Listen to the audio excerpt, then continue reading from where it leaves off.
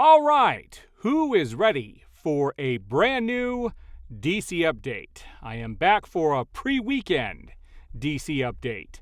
We're going to jump right into some of these photos, and we're going to talk about a few things here, and I'm going to talk about a few things in regards to my last video that got a lot of people up in arms. We will discuss that here in a little bit, but let's take a look at some of these photos first. First off, we have James Gunn has come out of the woodwork. I don't know how he's able to post on social media while the strike is going on, but he did. And he said congrats to all the folks at DC Official Comics who won more Eisner Awards than any other comic publisher. The winning writers and artists include Best Short Story, Finding Batman by Kevin Conroy and Jay Bone in DC Pride 2022. Best Single One-Shot, Batman One Bad Day, The Riddler by Tom King and Mitch Gerads. I have not read this yet. The Batman One Day, The Riddler. There were a lot of One Bad Day one-shots. I haven't read any of them. I may check that one out. Best Continuing Series, Nightwing by Tom Taylor and Bruno Redondo. Best Limited Series, The Human Target by Tom King and Greg Smallwood.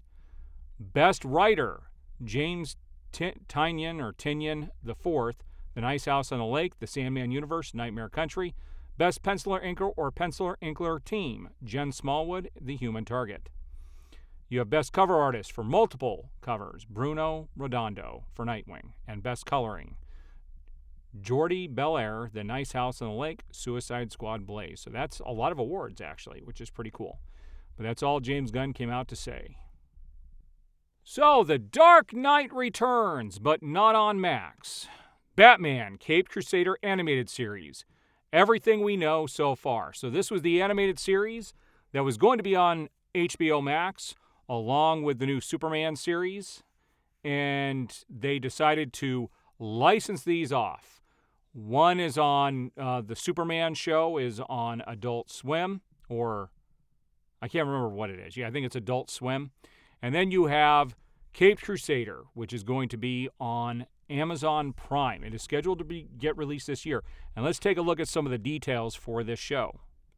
It says, what is Batman Caped Crusader about? Bruce Timm, who worked on Batman the Animated Series, has confirmed that Batman Caped Crusader will be a spiritual successor to Batman the Animated Series. While the show won't be a literal sequel, it will feature much of the hallmarks and style of its beloved predecessor. Unlike recent high-tech incarnations of The Dark Knight, Batman Caped Crusader will reportedly be taking Bruce Wayne back to basics with more grounded and practical variant of the character, taking place in a classical 1940s Gotham that mimics the one seen in Batman the Animated Series. The Batman the show will follow is also reportedly early in his career, having yet to form partnerships with characters like Commissioner Gordon. What a lot of people don't know is that Batman the Animated Series, they had their hands tied as to what they were able to do on television. There was a code that they had to follow that kept them from doing a lot of the things that they wanted to do. And this go-around, Bruce Timm has confirmed that they no longer have their hands tied behind their backs, and they can make what they wish Batman the Animated Series always would have been. So this will be interesting when this does get released later this year. This is no surprise. It says The Flash is selling like crazy on digital, earning #1 on all charts. I predicted this was going to happen, and this backs up what I have talked about in my previous updates, that people wanted to go see The Flash. They just weren't willing to spend the money at the theater or support Warner Brothers Discovery because they basically came out and did the reboot and said the last 4 films are not even going to be a part of the universe. And so these last 4 films have suffered because of it. The Flash is no different. Had they not mentioned this reboot or talked about it, this film would have done a heck of a lot better. But there's also the backlash between Ezra Miller himself and the legal troubles he has found himself in. So there was a lot going against this movie to begin with, but the biggest part does have to do with the reboot. And the fact that it's coming out on streaming and everybody wants to see it does show you that there was an interest, but nobody wants to invest something that's not going to go anywhere. And so it's a shame that they sabotaged this movie before it ever came out. Also knowing that there is a 4-hour version and that James Gunn had a lot of things changed, especially those, the post-credit scene and some other things. It's disappointing. I would like to have seen what they originally had planned, but we will probably never see that at this point. So David Ayer was out there. He is forever promoting his David Ayer Suicide Squad film, the version that nobody has ever seen. And he said the script issue was having Steppenwolf and the Parademons stripped out prior to production. Enchantress was under the control of a mother box and opening a portal to Apocalypse. This was all cut early in prep. That was a hard loss. See, these movies were all supposed to string together. Like what Marvel was doing, we had Zack Snyder, David Ayer, they were all working together to make sure that this narrative flowed from all the films, but Warner Brothers came in and made them change everything. And we've never seen David Ayer's Suicide Squad. I surely hope one day it does get released. So I pulled this up earlier today, too. This is about Nicolas Cage playing Superman in The Flash, and we're going to see what he had to say about it.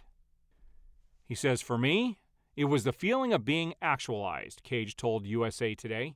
"Even that look for that particular character, finally seeing it on screen, was satisfying. But as I said, it's quick. If you really wanted to know what I was going to do with that character, look at my performance in City of Angels.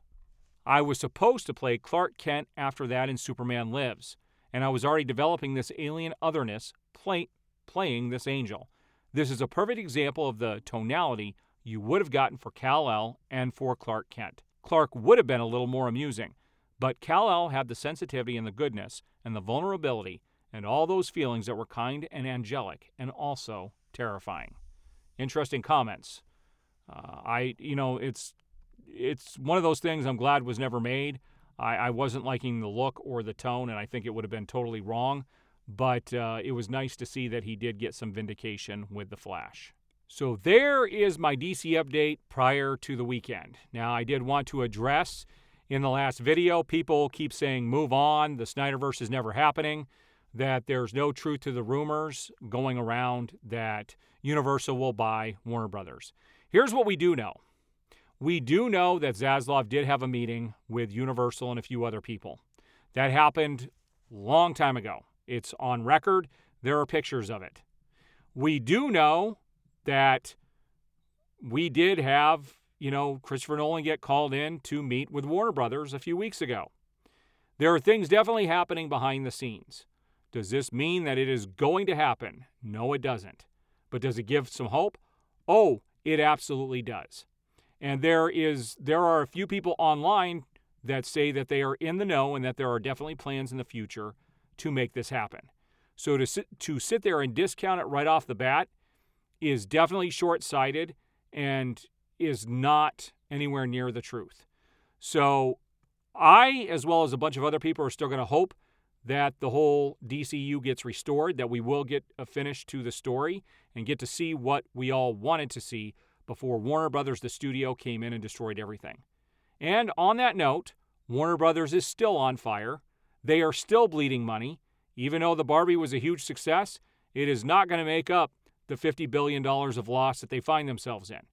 $50